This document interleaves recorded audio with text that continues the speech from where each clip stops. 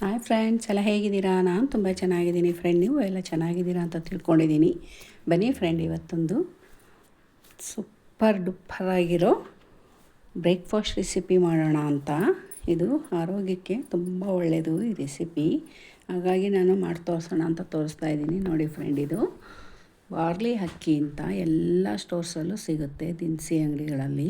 1 cup ತೊಗೊಂಡಿದ್ದೀನಿ. ಅದೇ ಮೆಜರ್ಮೆಂಟಲ್ಲಿ ನಾನು ಹೆಸರುಬೇಳೆ ಕೂಡ ತೊಗೊಂಡಿದ್ದೀನಿ. ನೋಡಿ, ಇದು ಆರೋಗ್ಯಕ್ಕೆ ತುಂಬ ಒಳ್ಳೆಯದು. ಬಿ ಪಿ ಶುಗರ್ ಇರೋರಿಗೆ ಈ ರೆಸಿಪಿ ತುಂಬ ಅನುಕೂಲ ಆಗುತ್ತೆ. ಈ ರೆಸಿಪಿ ಮಾಡ್ಕೊಂಡು ತಿಂದರೆ ವಾರದಲ್ಲಿ ಒಂದು 3 ಸರಿ ಮಾಡ್ಕೊಂಡು ತಿನ್ನಬೇಕು. ತುಂಬ ಚೆನ್ನಾಗಿರುತ್ತೆ. ಇದರಲ್ಲಿ ಧೂಳೆಲ್ಲ ಇರುತ್ತೆ. ಬನ್ನಿ, ನೀಟಾಗಿ ಒಂದು 3 ಸಲ ತೊಳ್ಕೊಂಬಂದುಬಿಡೋಣ. ತೊಳ್ಕೊಂಬಂದು ಇದನ್ನು ಚೆನ್ನಾಗಿ ನೋಡಿ, ಇವಾಗ ನಾನು ತೊಗೊಂಬಂದಿದ್ದೀನಿ. ಇದಕ್ಕೆ ಫುಲ್ಲಾಗಿ ನೀರು ಹಾಕಿ ಇಟ್ಬಿಡೋಣ. ನಾನು ಬೆಳಗ್ಗೆ 10 ಗಂಟೆಗೆ ನೆನೆಸ್ತಾ ಇದ್ದೀನಿ. ಏಕೆಂದರೆ ನಾನು ನಾಳೆ ಬೆಳಗ್ಗೆ ಮಾಡೋದ್ರಿಂದ ಇವತ್ತು ಬೆಳಗ್ಗೆ 10 ಗಂಟೆಗೆ ನೆನೆಸಿ ರಾತ್ರಿ 6ರಿಂದ 7 ಗಂಟೆಗೆ ರುಬ್ತೀನಿ. ಒಂದು 6-7 ಗಂಟೆಗಳ ಕಾಲ ಚೆನ್ನಾಗಿ ನೆನಿಬೇಕು. ಇಲ್ಲ ನೀವು ರಾತ್ರಿ ತಿಂಡಿ ಮಾಡ್ತೀನಿ ಅಂದರೆ ಬೆಳಗ್ಗೆನೇ ನೆನೆಸಿ ಮಧ್ಯಾಹ್ನ ಒಂದು 2 ಗಂಟೆ ಒಂದು 10-11 ಗಂಟೆಗೆ ರುಬ್ಬಿಟ್ರೆ ರಾತ್ರಿ ತುಂಬ ದೋಸೆ ಚೆನ್ನಾಗಿ ಬರುತ್ತೆ. ನೋಡಿ, ನಾನು ಬೆಳಗ್ಗೆ ನೆನೆಸಿಟ್ಟಿದ್ನಲ್ವ, ಇವಾಗ ಸಂಜೆ 6-6:30 ಆಗಿದೆ. ಅದನ್ನು ಒಂದು 2 ಭಾಗವಾಗಿ ರುಬ್ಕೋತೀನಿ. ಮಿಕ್ಸಿ ಜಾರ್ಗೆ ಹಾಕಿ ನೈಸಾಗಿ ರುಬ್ಬಬೇಕು.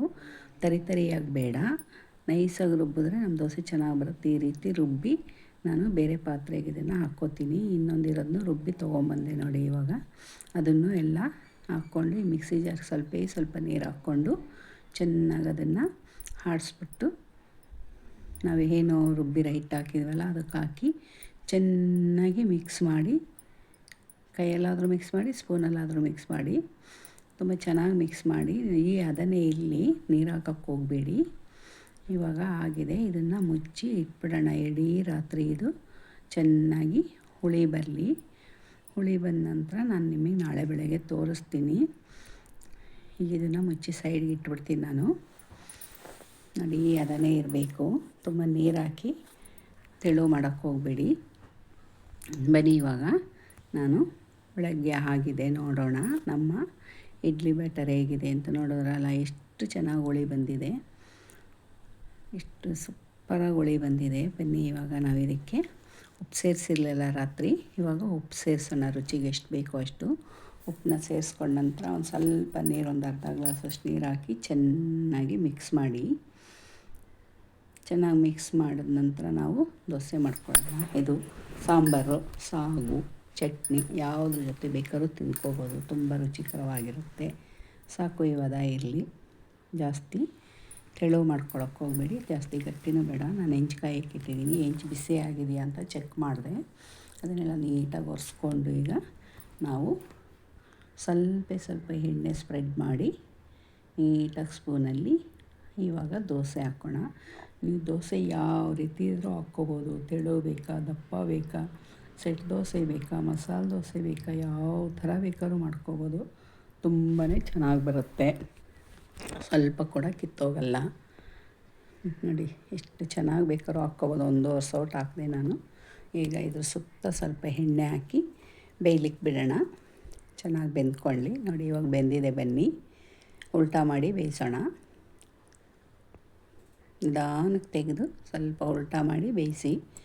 ನೀವು ಗರಿಗರಿಯಾಗಾದರೂ ಹಾಕ್ಕೊಳ್ಳಿ. ತುಂಬ ಸಾಫ್ಟಾಗಿ ಬರುತ್ತೆ ದೋಸೆ. ತುಂಬ ರುಚಿಯಾಗಿರುತ್ತೆ. ಆರೋಗ್ಯಕ್ಕೆ ತುಂಬ ಒಳ್ಳೆಯದು. ವೆಯ್ಟ್ ಲಾಸ್ ಮಾಡೋರಿಗಂತೂ ತುಂಬಾ ಅನುಕೂಲ. ನೋಡಿ, ನಾನು ತುಪ್ಪ ಮತ್ತು ಚಟ್ನಿ ಜೊತೆ ಬಡಿಸ್ತೀನಿ. ನಿಮಗೆ ಇದ್ರ ಜೊತೆ ಯಾವ ಕಾಂಬಿನೇಷನ್, ಸಾಗು, ಸಾಂಬಾರು ಯಾವುದಾದ್ರೂ ಮಾಡ್ಕೊಳ್ಳಿ. ಇನ್ನೊಂದು ದೋಸೆ ಹಾಕ್ತಾಯಿದ್ದೀನಿ ನೋಡಿ.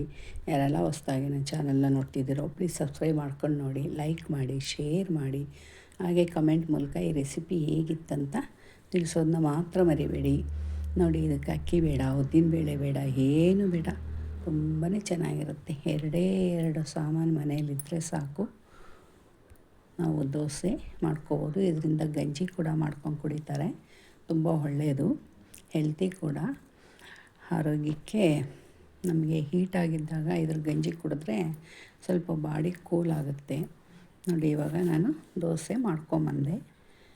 ಎಲ್ಲ ದೋಸೆ ಚೆನ್ನಾಗಿ ಸೂಪರ್ ಕಲರ್ ಬರುತ್ತೆ ಮೇಲೆ ನೋಡಿ. ಉಲ್ಟಾ ಹಾಕಿ ಬೇಯಿಸಿ ಮತ್ತೊಮ್ಮೆ. ನೋಡಿದ್ರೆ ಎಷ್ಟು ಕಲ್ಲರ್ ಇದೆ. ನೀವು ಮಸಾಲೆ ದೋಸೆನೂ ಮಾಡ್ಕೊಂಡು ತಿನ್ನಿ, ಇದರಲ್ಲಿ ಸೂಪರ್ ಇರುತ್ತೆ. ಸೆಟ್ ದೋಸೆ ಮಾಡಿ, ಸೂಪರ್ ಇರುತ್ತೆ. ನೋಡಿದ್ರಲ್ಲ ಹೇಗೆ ಈಸಿಯಾಗಿ ಮಾಡ್ಕೊಬೋದಂತ. ಯಾವುದೂ ಒಂದು ದೋಸೆನೂ ಕೀಳಲಿಲ್ಲ, ಏನೂ ಆಗಲಿಲ್ಲ. ನೀಟಾಗಿ